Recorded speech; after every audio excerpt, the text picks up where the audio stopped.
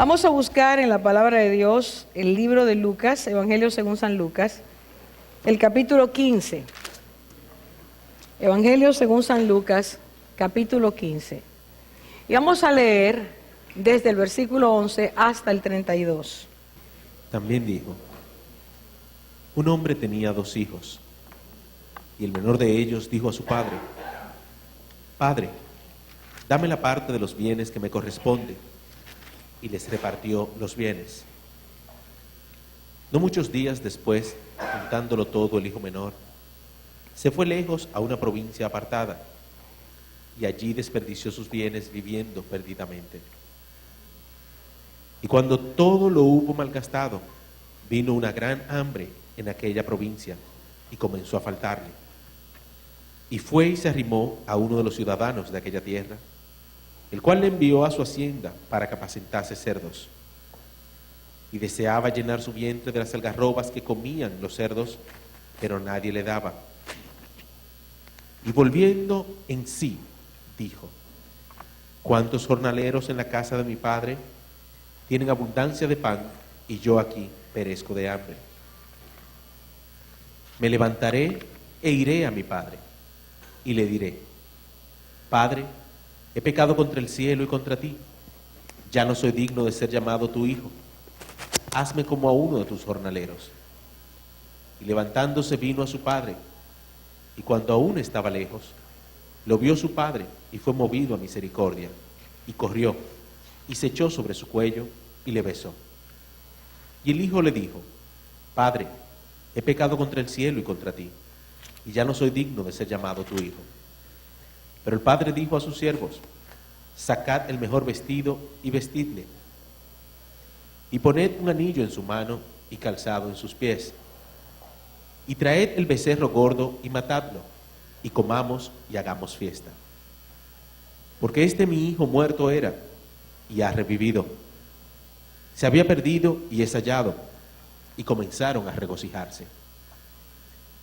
Y su hijo mayor estaba en el campo, y cuando vino y llegó cerca de la casa, oyó la música y las danzas. Y llamando a uno de los criados, le preguntó qué era aquello. Él le dijo: tu hermano ha venido, y tu padre ha hecho matar el becerro gordo, por haberle recibido bueno y sano. Entonces se enojó, y no quería entrar. Salió por tanto su padre, y le rogaba que entrase. Mas él, respondiendo, dijo al padre: he aquí, tantos años te sirvo, no habiéndote desobedecido jamás, y nunca me has dado ni un cabrito para gozarme con mis amigos. Pero cuando vino tu hijo, que ha consumido tus bienes con rameras, has hecho matar para él el becerro gordo. Él entonces le dijo: hijo, tú siempre estás conmigo, y todas mis cosas son tuyas. Mas era necesario hacer fiesta y regocijarnos, porque tu hermano era muerto y ha revivido. Se había perdido y es hallado. Inclinamos nuestros rostros, por favor, para orar, a fin de que el Señor traiga la revelación de su palabra. Por favor, José Antonio. Señor, sin lugar a dudas, esta es la historia de muchos de nosotros, de muchos que un día partimos a tierras lejanas, y de muchos que se quedaron en la casa del Padre. Pero también es tu historia, Señor, la historia de aquel Padre que, movido a misericordia, sale al encuentro de sus hijos, del que vuelve y del que no quiere entrar. Señor, en esta hora es nuestra oración, que por tu infinita misericordia, tu Espíritu Santo prepare nuestros corazones, que tú enternezcas nuestros corazones frente a tu palabra, frente a la grandeza de tu amor, que nuestro entendimiento sea resplandecido por la luz del Evangelio, y que tu palabra corra y fluya en medio nuestro, Señor, y cumpla el propósito para el cual ha sido enviada en esta tarde, Señor. Que tu poder y tu gracia sean desatados, y tu palabra nos forje y nos forme a la estatura de Cristo Jesús. Amén. Amén, Señor, en tu nombre. En los versículos 1 y 2 de este capítulo encontramos el inicio de esto que va a ser la suma de 3 parábolas. Si nosotros miramos esos versículos, dice que había unas personas, una multitud, todos los recaudadores de impuestos y los pecadores se acercaban al Señor. Lo primero que tenemos es un cuadro de personas que son calificadas en ese momento como los encargados de cobrar los impuestos y los pecadores. Tanto los que se llamaban pecadores por una clase que entendía que era superior, como los recaudadores de impuestos, estaban dentro de la misma clasificación. Para los que siguen en el versículo 2, los fariseos y los escribas, esas personas no calificaban como personas justas delante de Dios. Esa era su categoría, esa era su forma de evaluarlos. Los fariseos y los escribas eran personas que se habían dedicado sus vidas al estudio de la ley, al estudio de los profetas. Eran personas que querían agradar a Dios, personas que dedicaban todo su tiempo, su esfuerzo en conocer lo que decía la Escritura, lo que Dios revelaba, y que querían poner sus vidas, colocar sus vidas en una posición donde cada cosa que hicieran correspondiera con eso. Sin embargo, había un problema en ellos. El problema es, y si usted mira ahí el versículo 2, dice que al ver que ellos se acercaban al Señor y que el Señor los recibía, en estas personas que se acercan al Señor hay una intención, hay un deseo. Ellos se acercan a Cristo porque quieren oírlo. Oírlo no solamente por curiosidad. Ellos querían acercarse a aquel que en este punto del ministerio de Cristo ya se conocía, que había llamado a otros que eran recaudadores de impuestos, que de hecho uno de sus discípulos había sido un recaudador de impuestos. Y eso quiere decir, hermanos, que cobraban más de la cuenta, que eran ladrones con licencia. Dentro del equipo de Cristo hay uno de esos que había sido un cobrador de impuestos, y que Cristo los llamaba a todos. Que Cristo llamaba al que ellos entendían que era pecador y al que ellos entendían que eran santos como ellos. Pero para los fariseos y los escribas solamente habían 2 clases de personas en el pueblo. Los que eran como ellos, santos, y el resto que eran pecadores. Frente a esa situación, Cristo viene con un mensaje nuevo. Cristo viene con una enseñanza que trastorna, que cambia ese estilo de pensamiento, esa rigidez de pensamiento. Porque no era Dios que había dicho que unos eran pecadores y otros justos. Era que un ser humano, un grupo de personas habían decidido hacerlo. Cuando nosotros vemos esto, hay una actitud hacia el Señor o en contra del Señor. Dice que murmuraban, ellos murmuraban. Los santos estaban murmurando. Los que entendían perfectos estaban murmurando. Y entendemos que la murmuración es algo muy, pero muy malo delante de Dios. ¿O usted no lo sabía? Amén, ¿qué quiere decir? Que lo sabía. Amén no quiere decir que usted no lo hace, sino que usted lo sabía. Bien, pues entonces ocurre que esa clase tan santa y tan pura, tan perfecta, que menospreciaba a todo el mundo, estaba murmurando contra el perfecto, contra el santo de santos, contra Jesús. Y cuando Cristo ve eso, Él, igual que en otras ocasiones, aprovecha ese momento para traer una enseñanza. Hermanos, esto que vamos a estudiar esta noche es el carácter del hijo mayor. Hace semanas que el Señor me tiene con esa inquietud, con esa preocupación. Siempre la iglesia de Cristo tendrá que cuidarse, tú y yo tendremos que cuidarnos de ser el hijo mayor de la parábola. Porque nosotros centramos nuestra atención y predicamos la mayoría de las veces acerca del hijo menor, de ese que le decimos el hijo pródigo. Pero no predicamos acerca de este hijo mayor, que Cristo lo enfoca para enseñarnos el carácter de este hombre. Y vamos entonces a verlo por etapas. Si usted mira el inicio en el versículo 11 de esta historia, nosotros conocemos una introducción. Dice, un hombre tenía 2 hijos. Las dos las dos parábolas anteriores, en las dos anteriores y esta también, el Señor está hablando de lo que se pierde, de quién lo encuentra, del regocijo que hay cuando se encuentra aquello que se perdió. Entonces, esta tercera, las anteriores, una oveja, un dracma, una moneda, en esta tercera Cristo habla de personas. Cristo trae todavía más gráfico la enseñanza al colocar en la tercera parábola, la parábola conocida como del hijo pródigo, hablar acerca de los seres humanos. Ahora dice aquí en este versículo 11 que este padre tiene dos hijos. Uno es mayor, otro es menor. Pero al menor se le ocurre la triste idea de pedirle a su padre algo que nunca debió pedirle.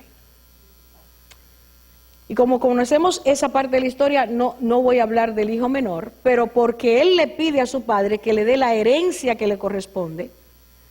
Y lo que le está diciendo al padre es: yo te entiendo a ti como una persona muerta, dame lo que a mí me corresponde, lo que me correspondería si tú físicamente mueres.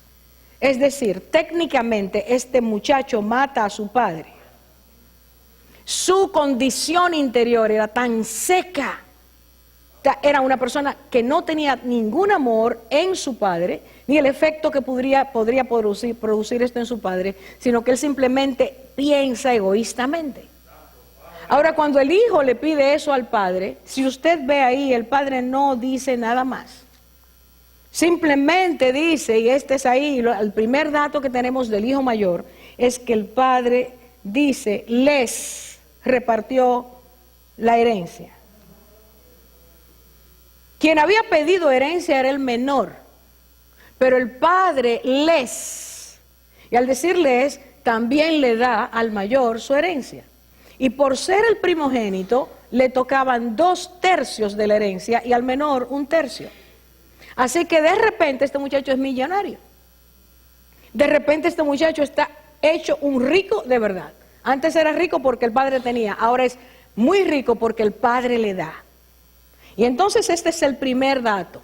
Encontramos, dice el Señor, una persona rica. Ha recibido los bienes de su padre. Nos vamos entonces al final. Y nosotros vamos a estar mirando el versículo 25. ¿Y qué ha pasado desde ahí hasta el versículo 25? Hasta este punto del relato. Que el hijo menor se fue, hizo ventas apresuradas, despilfarró el dinero y entró en una situación muy compleja, pero reaccionó, se arrepintió, vuelve a la casa, el padre lo recibe y el padre hace una fiesta. Una fiesta, hermanos. Una fiesta donde él buscó rápidamente personas una orquesta, mandó a hacer matar un becerro, que el becerro engordado en el oriente era un animal que se tenía para ocasiones especiales. Y viste a su hijo, le reintegra la identidad que había perdido. Pero mientras tanto el hermano mayor está en el campo. El hermano mayor no sabe lo que ha pasado en la casa. Y cuando él llega del campo, de trabajar, mientras se va acercando, va escuchando que hay voces y fiestas y música, que hay algarabía, pero una algarabía alegre en la casa. Y entonces yo quiero que usted vaya conmigo al versículo 25, porque allí dice, nos empieza el Señor Jesús a hablar del carácter del hijo mayor. En el versículo 25 dice, y su hijo mayor estaba en el campo, y cuando vino y llegó cerca de la casa, oyó la música y las danzas, y llamando a uno de los criados, le preguntó qué era aquello. Ok, nos quedamos ahí. El hijo se acerca a la casa, escucha la música, las danzas, las voces, y de repente el hijo tiene un comportamiento extraño. En vez de entrar a su casa, él se queda afuera. Se quedó afuera. Pero además de quedarse afuera, él llama a uno de los criados y le dice, ¿qué es lo que pasa ahí adentro? Ese es un comportamiento extraño. Porque cuando tú te acercas a tu casa, aunque lo que se esté haciendo en ese momento no se te fue informado, esa es tu casa. Tú entras a ver, tú mismo te entras a informarte de lo que está ocurriendo. Pero él se quedó fuera. Es evidente, dice la palabra allí, por favor, dice allí que cuando a él se le informa, en el versículo 27, es que tu hermano ha venido, tu papá ha hecho fiesta, porque tu papá entiende que él estaba muerto y ha vuelto, que estaba perdido y ha sido encontrado. Hermanos, la primera reacción inmediata a la de quedarse afuera, el versículo 28 dice, y él se enojó. Él se enojó, él se llenó de ira, él se sintió sumamente incómodo de lo que estaba pasando adentro. Él era incapaz de regocijarse con el regocijo de su padre. ¿Cuál era el regocijo de su padre? Que el pecador había regresado, que el pecador estaba en la casa, que había vuelto, y en vez de alegrarse con su padre, él se incomoda, se llena de enojo. La segunda reacción que nosotros tenemos, ahí está en ese versículo, y es que él, en el versículo 26, de alguna forma, cuando él explota, ese criado comentaría, o directamente fue donde el papá, pero el papá se enteró de que el hijo estaba afuera y que estaba molesto. Y este papá sale. En el oriente, cuando un hijo hacía una cosa como esa, se castigaba, aunque tuviera medio siglo. Para ponernos al día con el cumpleaños de Julie. No importa la edad que tuviera, era un acto de rebeldía. Pero este padre sale. El papá salió. Y si mira con cuidado, hermanos, allí dice, y el padre le rogaba que entrara. Y le rogaba que entrara, quiere decir en los verbos que se usan, que insistía en decirle, ven, entra, pero mi hijo, ven, entra. Pero mire, es tu hermano que ha llegado. Tú no te alegras de que eso haya pasado. Ven, mi hijo, entra. ¿Cuáles son las actitudes a partir de ahí que la palabra nos enseña? Como no entró, el hijo se mantuvo en desobediencia. Primero se enoja. No entra, se enoja y cuando su padre le dice entra, él dice no voy a entrar. Otra paliza por eso. Pero el padre no se la da. Ahora, si de nuevo usted mira, este hijo empieza a responder a su padre de una forma irreverente. La costumbre era decir, Padre mío, Señor mío.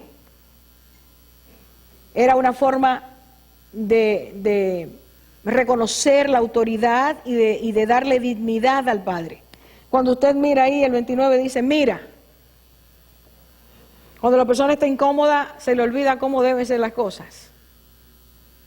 ¿No se oye? Él se le olvidó que ese era su papá. Él se le olvidó que él tenía que mostrar reverencia ante ese hombre. Y simplemente le dice, mira, en nuestro lenguaje, oye tú lo que te voy a decir. Y arranca. Y quiero que ustedes vean en este pequeño discurso que el Señor nos dice que ocurrió, las tres formas en que este hombre, hijo mayor, se expresa. Es una queja en tres partes. Primero él habla de él. Y él habla de cuán perfecto es él. ¿Qué dice? Por tantos años te he servido y nunca he desobedecido ninguna orden tuya.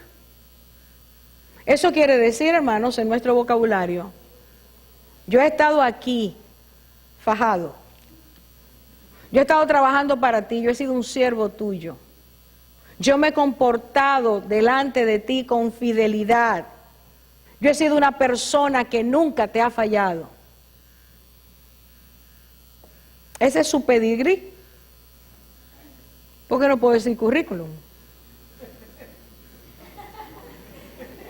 No sé si usted lo entiende. Se está portando como un salvaje con su padre. No hay respeto. Pero él está trayendo delante del Padre: yo soy un verdadero servidor. Yo aquí te sirvo como nadie te ha servido. Yo te he servido como no te sirvió ese hijo tuyo. Eso es lo que él está haciendo. Él está en queja. Y entonces, eso quiere decir, hermano, que él se entiende un trabajador eficaz, fiel y leal. ¿Estamos de acuerdo en eso? Segundo lugar, él habla de su perfecta obediencia. Hermanos, mire lo que dice aquí. Nunca te he desobedecido, nunca he desobedecido ninguna orden tuya. Él entendía que su obediencia había sido perfecta. Qué autoengaño, hermanos. Qué tan perfecta era su desobediencia que su padre hace rato le está diciendo entra y él no entra. ¿Usted me sigue? ¿Cómo podemos autoengañarnos de esa manera y pensar que nosotros estamos siempre bien delante de Dios? Porque ese pensamiento era lo que hacía que los fariseos creyeran que eran perfectos y podían criticar a los demás por eso. Ahora este muchacho está diciendo: yo siempre he sido obediente. Pero cuando la obediencia se convierte en una carga para nuestras vidas, la obediencia se vuelve amarga. Y no sale la obediencia, la amargura de la obediencia, a menos que haya una crisis. Es en las crisis donde salen las cosas que están escondidas en nuestro corazón. Escúcheme, hermano, hasta este momento este hijo es un modelo. Era el muchacho trabajador, el muchacho fiel, el muchacho leal, el que estaba con el padre, el que apoyó al padre siempre. Pero adentro había una cosa escondida que no se podía ver. Esta explosión no ocurre cuando recibe los bienes. Él se puso bravo cuando recibió los bienes. Cuando el papá lo hizo millonario de un día a otro, recibió los bienes. No. ¿Cuándo ocurre esto, hermanos?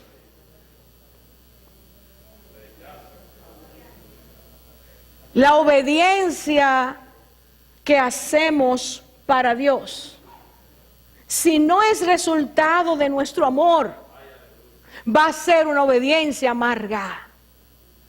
Se va a convertir en una carga para nuestras vidas. Y en el momento cualquiera va a explotar eso, va a salir eso, porque está escondido. ¿Qué es lo próximo que dice aquí? Ya él habló de él. Y él está diciendo: yo soy perfecto, yo soy fiel, leal, trabajador, obediente, nunca te he traicionado y siempre te he obedecido. ¿No es eso ser perfecto? Como hijo no era perfecto, contésteme. Ahora él empieza a hablar de su padre. Ya él dijo: yo soy bueno. Ahora él empieza a decir, escúchame bien, hermanos, miren el versículo 29. Nunca me has dado, ¿sabes? El nunca. Cuidado con nosotros con usar esa palabra. Nunca te he traicionado, nunca te he desobedecido, nunca. Cuidado. Cuidado. Él dijo: nunca me has dado un cabrito para regocijarme con mis amigos.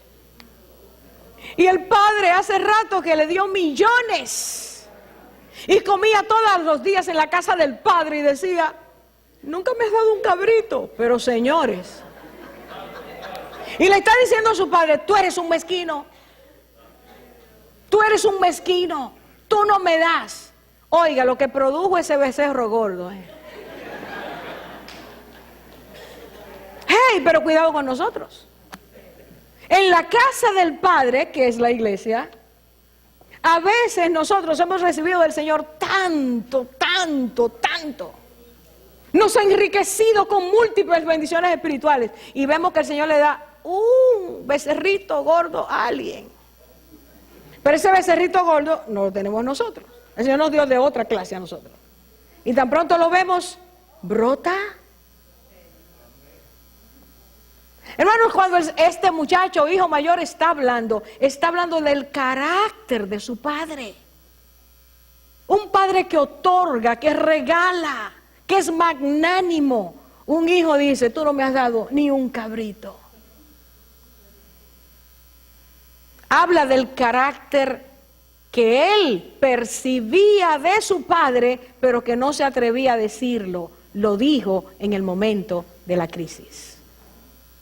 Nuestros conceptos internos de Dios, nuestra manera de juzgar a Dios, cuando creemos que no nos da, cuando creemos que nos quita, cuando creemos que nos impide, cuando vemos cómo trata a otros, eso que está dentro es lo que no sale a menos que la crisis lo remueva.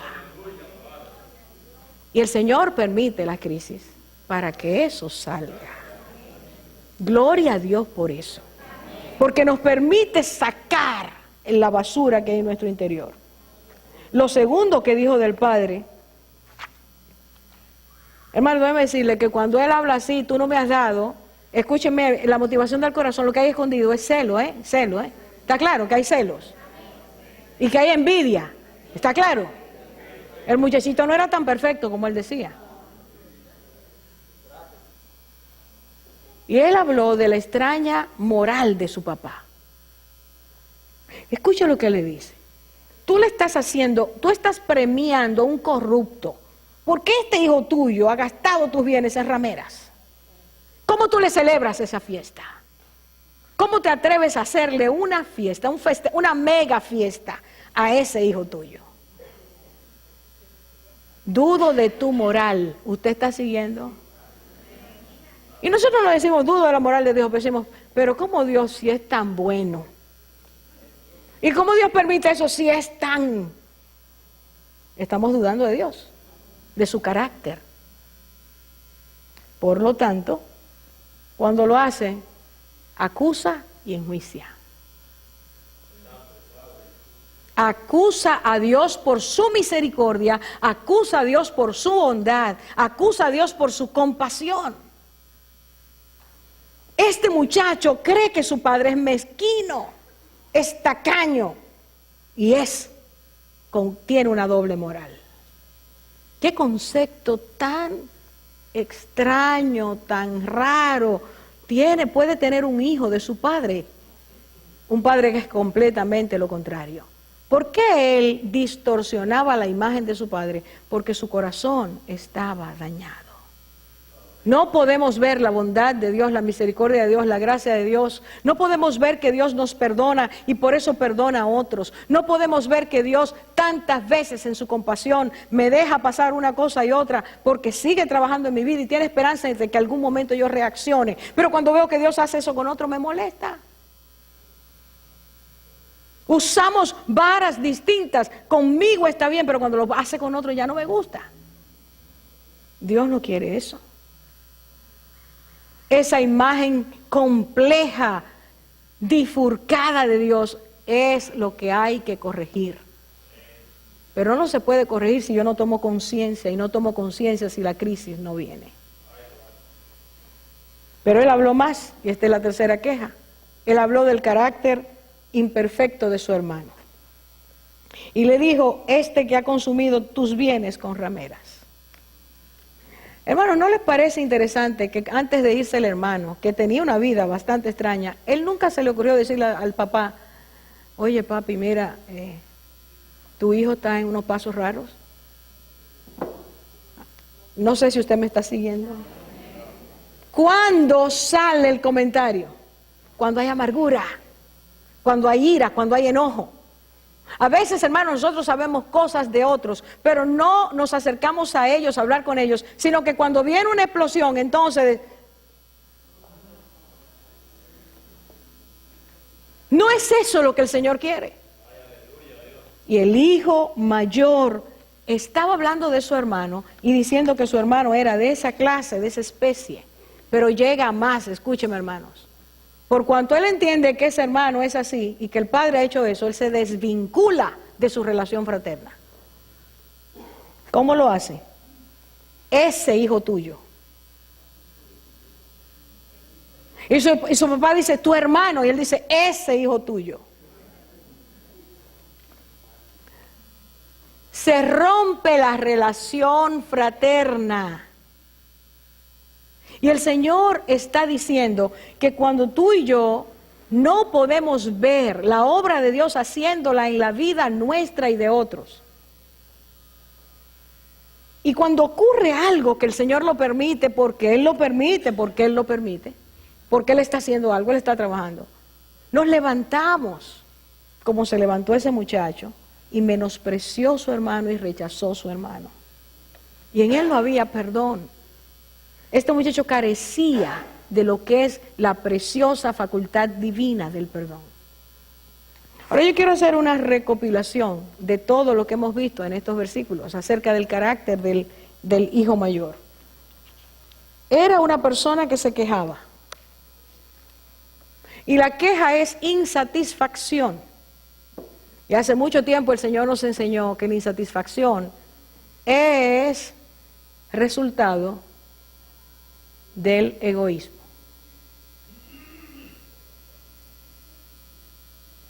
Cuando alguien no entiende lo que Dios ha dado, llega la inconformidad, llega el egoísmo, llega el querer lo que otro tiene. Y entonces se levanta la queja. Y cuando hay queja, hermanos, no hay alabanza. Porque la alabanza es el resultado de entender que Dios me ha bendecido y en gratitud eso brota. Siempre que hay alabanza es porque hay un corazón, o alabanza verdadera, es porque hay un corazón que brota en gratitud. Gracias, Señor, porque tú lo has hecho, yo no lo merezco. Gracias porque eres de esta manera, gracias, Señor.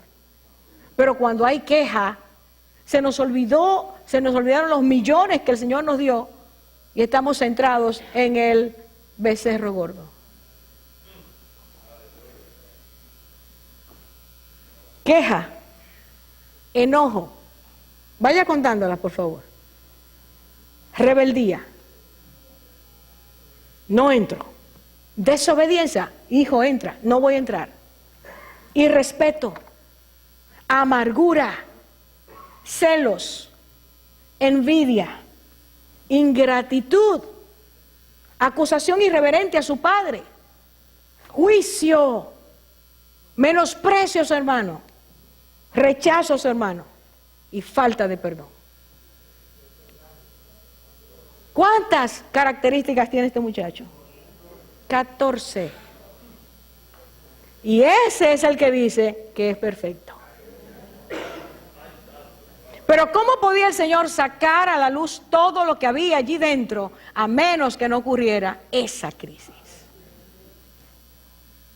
No es posible que el corazón sea limpiado si tú y yo no somos expuestos a situaciones de crisis.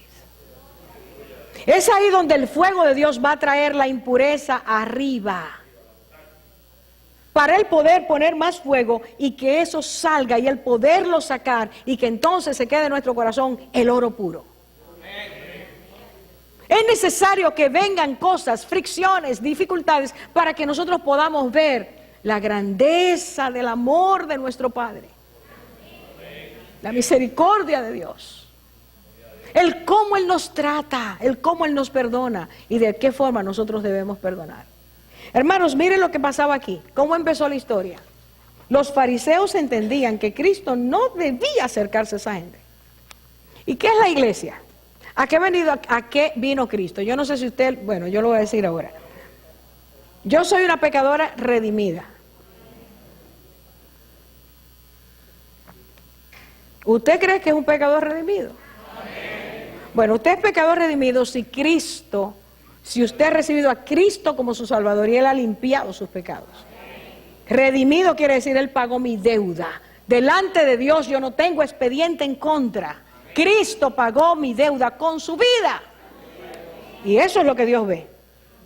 Y entonces porque Él ha hecho eso, Él ha puesto su espíritu en nosotros para que ese espíritu trabaje y empiece a cambiar. Pero esta congregación y todas las congregaciones del mundo son congregaciones de pecadores redimidos.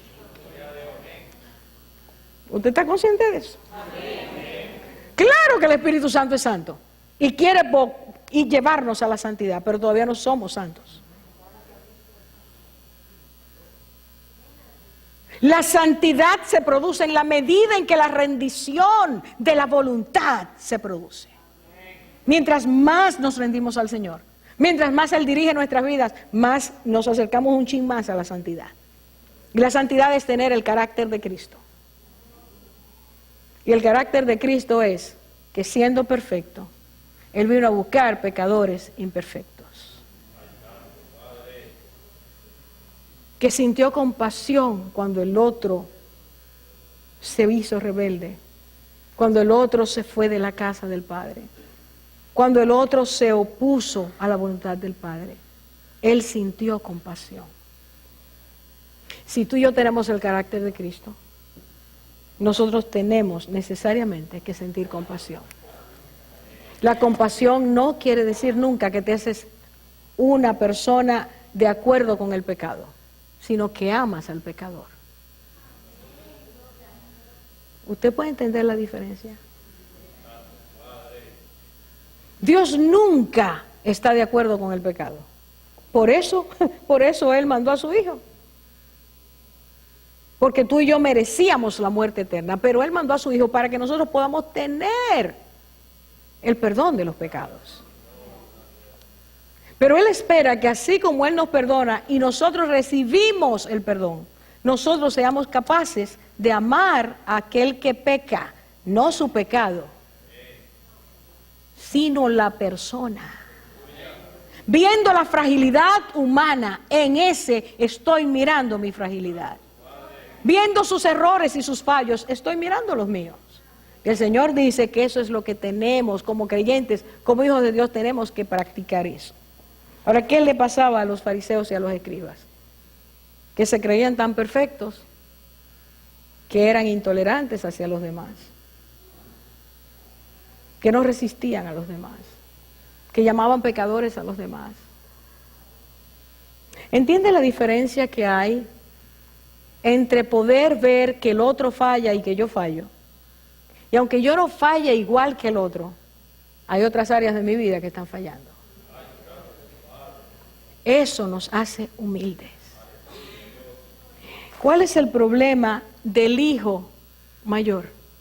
Que al quedarse en la casa y siempre parecer perfecto, se volvió crítico, intolerante, menospreciador. Cuando tú y yo vemos dentro de las congregaciones a hermanos que se van y que después vuelven, ¿cómo los recibimos? ¿Hacemos fiesta en Cristo? ¿Nos alegramos de que hayan vuelto a la casa de su Padre? ¿De que hayan vuelto porque entendieron que el Señor los ama y era necesario que regresaran? ¿O empezamos a criticar a esas personas? Y a criticar al Padre porque mira cómo lo recibe. Y mira dónde lo pusieron. Y mira esto y mira lo otro. El Señor dice, es necesario que hagamos fiesta, porque lo que estaba perdido, yo lo he encontrado. Y lo que estaba muerto, yo lo he resucitado. Es necesario que veamos la dimensión del amor de Dios. El problema del hermano que se queda en la casa y dice, yo siempre he estado aquí, es que no se da cuenta que su corazón se va dañando cuando hay autosuficiencia. Tú y yo tenemos que pedirle al Señor todos los días, Señor, hazme humilde. Porque la Biblia dice, el que crea estar firme, mire, tenga cuidado que no caiga. Es necesario, hermanos, mantener la santidad, sin la cual nadie verá al Señor, pero al mismo tiempo, tener compasión por aquel que falla. En una congregación así, en un pueblo de Dios así, aquí o en cualquier otro lugar, es que el Señor se mueve en misericordia, en amor, en compasión, en palabra de consejo, en palabra de aliento, en palabra de restauración. ¿Por qué ha dicho el Señor que en esta iglesia somos hospital de ovejas? Porque un hospital de ovejas recibe ovejas heridas. patas quebradas, sucias, con un pedazo de lana que se le fue y otro que no lo tiene, bien feitos que llegamos.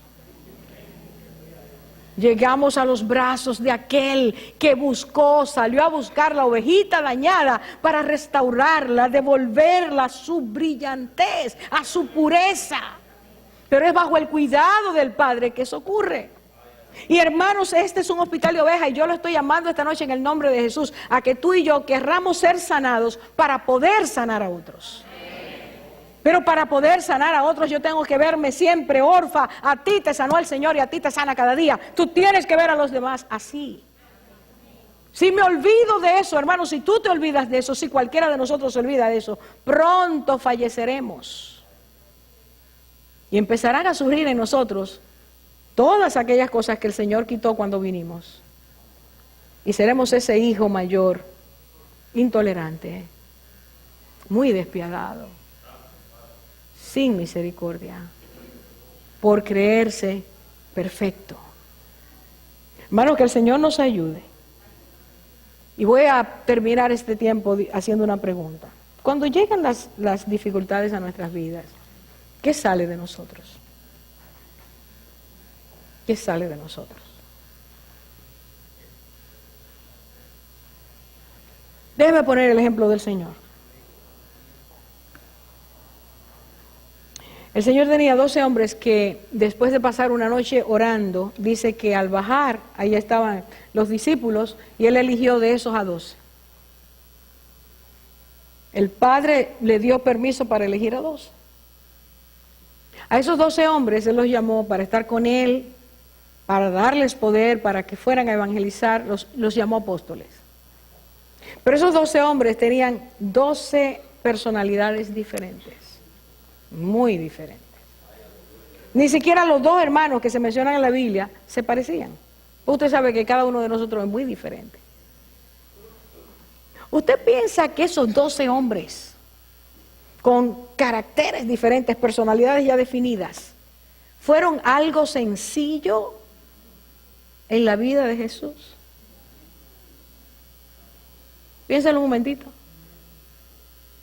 ¿Usted cree que Pedro no le dio carpeta a Jesucristo? ¿Usted no cree que Juan y Jacobo, óigame, que Cristo le puso a ellos dos Boanerges? Los hermanos Boanerges. ¿Sabe lo que quiere decir Boanerges? Hijos del trueno. ¿Por qué le pondría Cristo Boanerges a ellos? Explosividad, impulsividad. ¿Alguno de nosotros es así esta noche? Explosivo, impulsivo. Explotamos por cualquier cosa.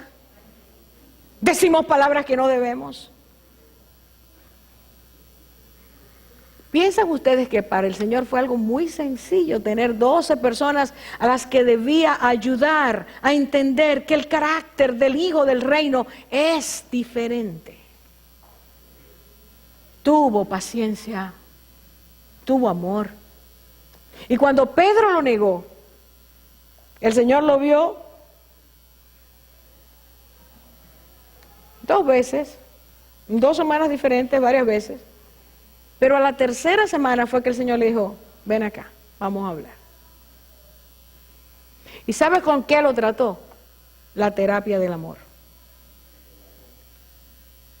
La terapia del amor quiere decir, tú me amas. Es la terapia del amor que tú y yo tenemos que aprender, hermanos. La obediencia es un reflejo de amor a Dios. Y es el llamamiento que el Señor nos hace a cada uno de nosotros, amarlo de manera que podamos ser obedientes, anhelar lo que Él desea, servirle como Él quiere. Pero cuando alguno de los demás falla, nosotros tenemos que decir, Señor, vamos a orar, vamos a pedir que las cosas sean diferentes. Tendremos la capacidad de hacerlo. La iglesia de hoy necesita, tú y yo necesitamos volver a esta realidad. Y si somos iglesia primitiva ambulante, como el Señor ha dicho, tenemos que aprender a hacerlo como lo hacía Él en el primer tiempo. Vamos a tener amor. vamos a tener compasión. Hermanos, no apoyamos el pecado.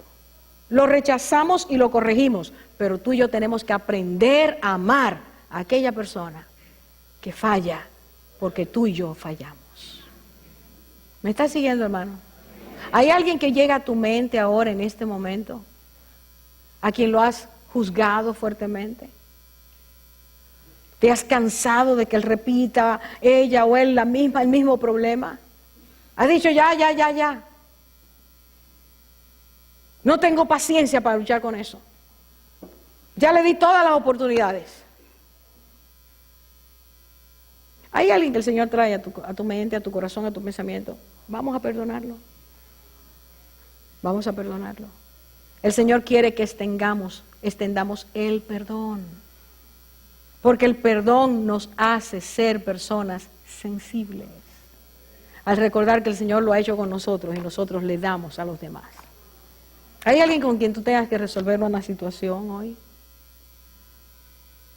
¿Hay alguien a quien debas decirle, acercarte y decirle, yo te he juzgado mal o tú me has juzgado mal? En Cristo las relaciones fraternas no pueden rechazarse. Tenemos que aprender a vivir juntos, en armonía.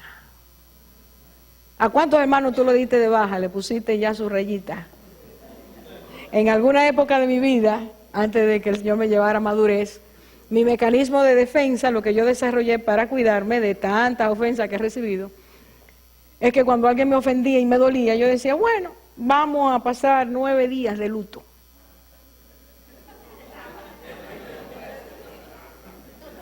Lo enterramos. Ya. Punto. Y eso se llegó a desarrollar, pero perfecto en mí, según yo. Hasta que el Señor me dijo, vamos a trabajar contigo esto ahora, ¿vale? Y vamos a hacer que te duela, que te duela, que te duela. Y mientras más te duele, más ames, más ames, más ames. Esa terapia es tremenda, pero qué valiosa.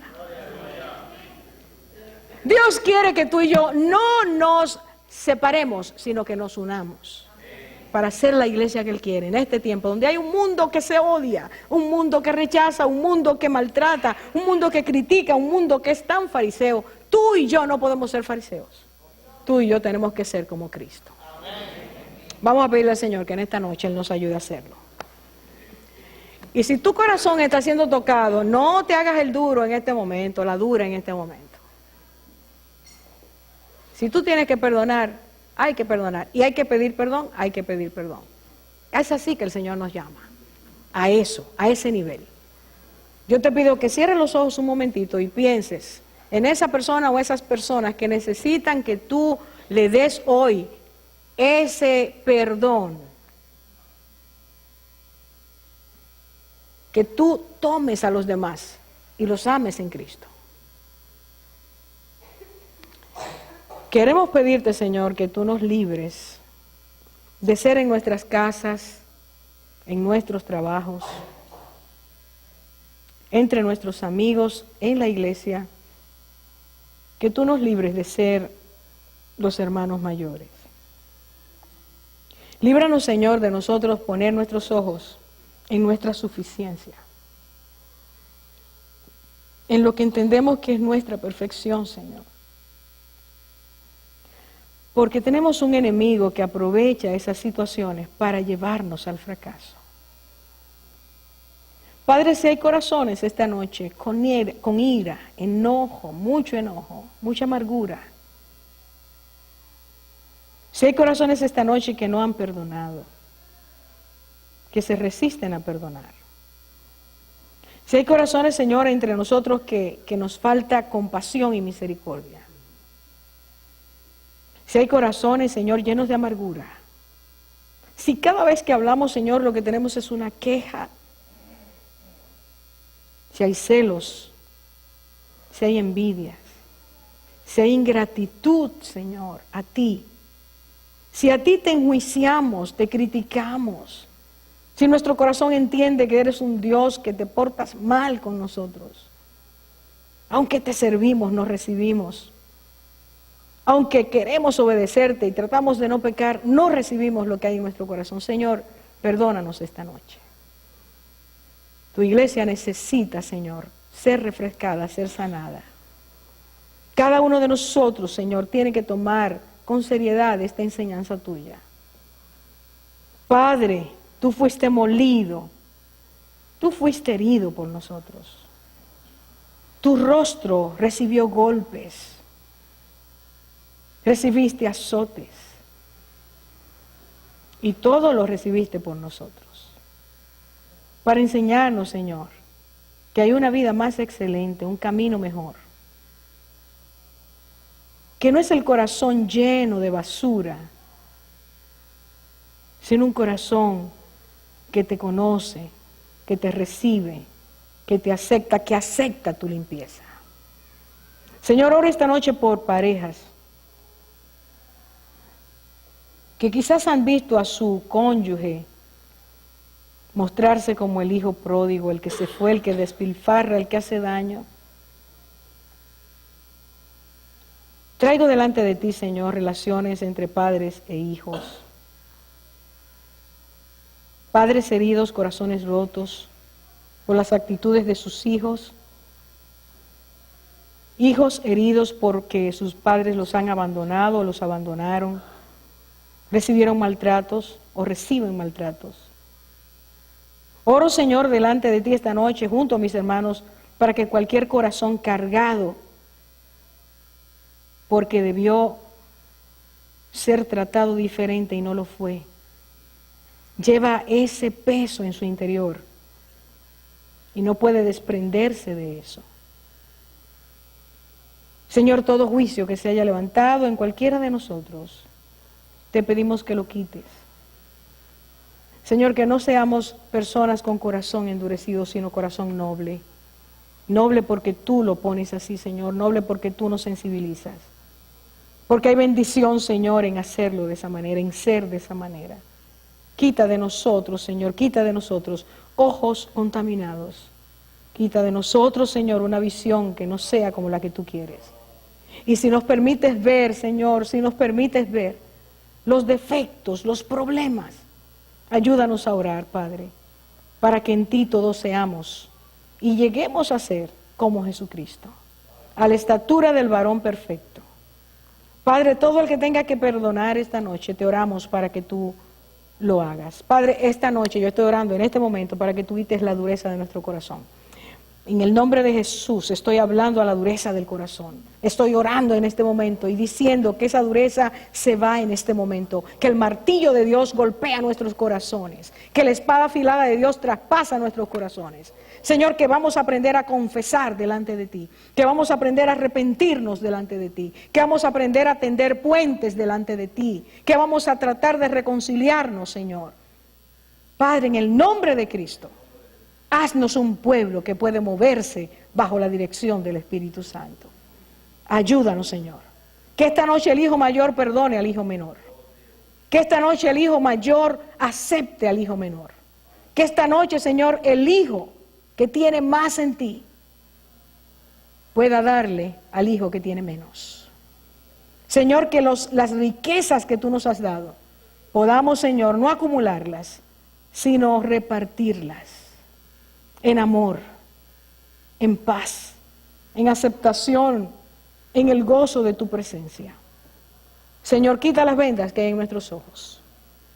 Yo siento en el Espíritu que aquí hay ahora mismo una capa de opresión sobre corazones que saben que tienen que hacer esto, pero están luchando con sus emociones.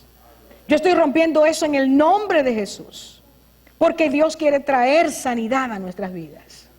Dios quiere traer sanidad ahora a nuestras vidas. Señor, permítenos ser tan humildes que lo recibamos para que tú endereces nuestro caminar. En el nombre de Jesús, en el nombre de Jesús.